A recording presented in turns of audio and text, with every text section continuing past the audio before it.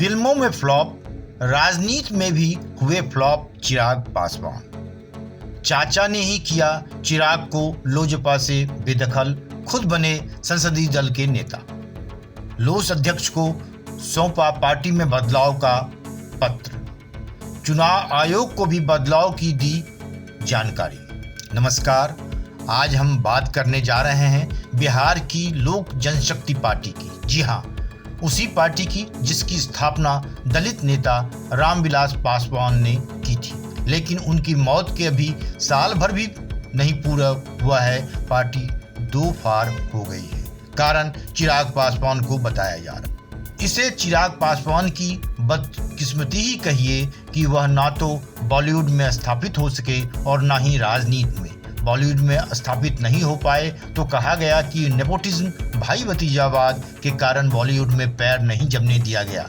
दलित होना भी कारण बताया गया, लेकिन अब जब उनके अपने चाचा ने ही उन्हें पार्टी से नकारा कहते हुए बाहर कर दिया है, तो यह चर्चा भी जोर पकड़ चुकी है।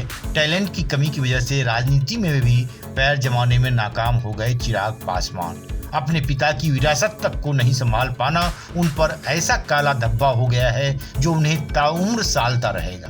आइए जानते हैं इस पॉलिटिकल डेवलपमेंट के बारे में विस्तार से। लोजपा में बड़ी टूट हो गई है। पार्टी के 5 सांसदों ने पशुपति कुमार पारस को अपना नेता चुन लिया है। उन्हें राष्ट्रीय अध्यक्ष के साथ संसदीय दल के नेता का दायित्व भी सौंपा गया है।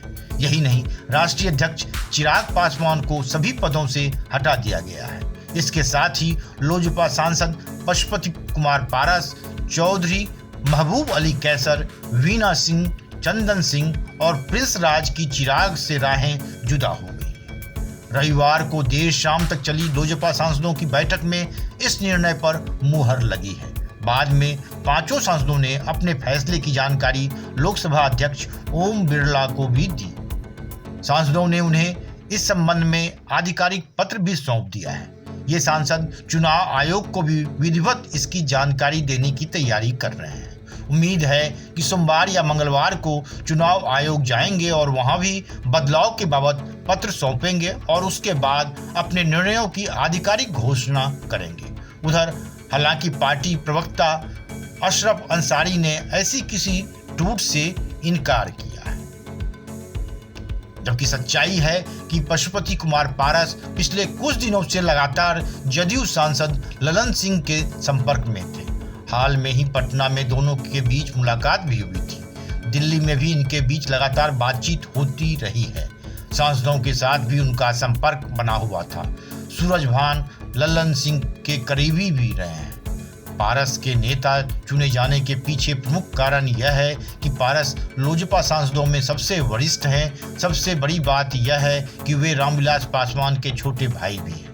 वे सबको साथ लेकर चल सकते हैं। उनके नेता होने से किसी अन्य सांसदों को भी असहज महसूस नहीं होगा। वह वैशाली से सांसद हैं।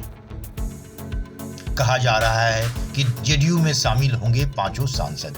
माना जा रहा है कि चिराग पासवान से अलग हुए 5 सांसद जेडीयू में शामिल हो सकते हैं। बिहार में न तो विधानसभा में और न ही विधान परिषद में एलजेपी का कोई विधायक बचा है। एलजेपी के इकलौते विधायक राजकुमार सिंह जेडीयू में पहले ही शामिल हो चुके हैं। अब लोकसभा में लोजपा के 6 सांसद में से 5 जल्दी ही नीतीश के साथ जा सकते हैं।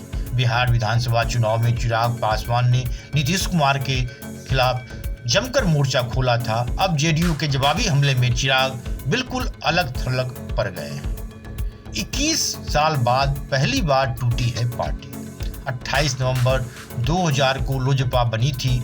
अब संगठन में भी बड़ी संख्या में लोग पारस के साथ जा सकते हैं। चिराग की ताकत घट सकती है। ऐसे चिराग को रामविलास के पुत्र होने का फायदा होता रहा है। विधानसभा चुनाव के दौरान चिराग ने खुद को पीएम मोदी का हनुमान बताया था। अब पार्टी पर कब्जे को लेकर भी जोर आजमाइश होनी तय है। केंद्रीय मंत्रिमंडल में शामिल हो सकते हैं पशुपति पारस। केंद्रीय मंत्रिमंडल विस्तार की चर्चा तेज है। पारस केंद्र में मंत्री बन सकते हैं। 2019 में जब प्रधानमंत्री मोदी ने दोबारा कमान संभाली, तब एक फार्मूला बना कि सहयोगी दलों को मंत्रिपरिषद में एक एक सीट दी जाएगी। तब 16 सांसदों वाली जदयू मंत्रिपरिषद में शामिल नहीं हुई। उसकी कम से कम 2 सीटों की मांग थी। 6 सांसदों वाली लोजपा से रामविलास पासवान मंत्री बने थे। ऐन विधानसभा चुनाव के ठीक पहले उनका निधन हो गया। लोजपा का कोटा खाली हुआ तो भरा नहीं गया। विधानसभा चुनाव में लोजपा एनडीए फोल्ड से बाहर आ गई। 135 सीटों पर अकेले रही। इसमें जदयू की 115 सीटों पर उसके प्रत्याशी थे। चुनाव में जदयू ने 36 सीटों के नुकसान के लिए लोजपा को सीधा जिम्मेदार माना। तभी से सवाल उठने लगे कि लोजपा एनडीए फोल्ड में रहेगी या नहीं। जदयू ने साफ कहा, यह तय करना गठबंधन के बड़े दल यानी भाजपा को है। अब जब मंत्रिमंडल के विस्तार की बात चली तो मामला चिराग को लेकर फिर फंस गया। लोजपा को कैबिनेट में बर्थ मिलती तो जदयू रूठती। अब देखने वाली बात है कि लोजपा में हुई यह टूट क्या क्या गुल खिलाती है। हालांकि चिराग की तरफ से मनाने का सिलसिला लगातार जारी है, लेकिन लगता नहीं है कि इस बार वह इसमें कामयाब हो पाएंगे। पिछली बार तो किसी तरह से बागियों को संभाल लिया था, लेकिन इस बार संभालना बड़ा मुश्किल लग रहा है। ऐसा इसलिए कहा जा रहा है कि चिराग पासवान सोमवार को पशुपति कुमार पारस के आवास पर पहुंचे थे। इस दौरान वो खुद अपनी गाड़ी चला रहे थे और साफ दिख रहा था कि वह बीमार हैं। उनके हाथ में कैलुना व पट्टी लगी हुई थी। इसके बावजूद चिराग को वहां पहुंचने के बाद करीब 15 मिनट तक इंतजार करना पड़ा। उसके बाद कैंपस में जाने का उन्हें मौका मिला। वहां भी इंतजार करना पड़ा और फिर उसके बाद घर में उनकी एंट्री हुई, लेकिन पशुपति कुमार पारस घर में नहीं मिले। यानी आभास होते ही वह घर से कहीं खिसक लिए। हालांकि सूत्र ने बताया कि पारस अपने अलावा 4 अन्य सांसदों के साथ लोकसभा अध्यक्ष ओम बिरला से मिलने गए हैं। यह भनक मिलते ही वनडे मैटर्स चैनल ने लोकसभा अध्यक्ष कार्यालय से संपर्क साधा तो ऑफ द रिकॉर्ड खबर को सही बताया गया। यानी बिहार की लोजपा में भी खेल हो चुका है। अब आगे क्या होता है इसका इंतजार है।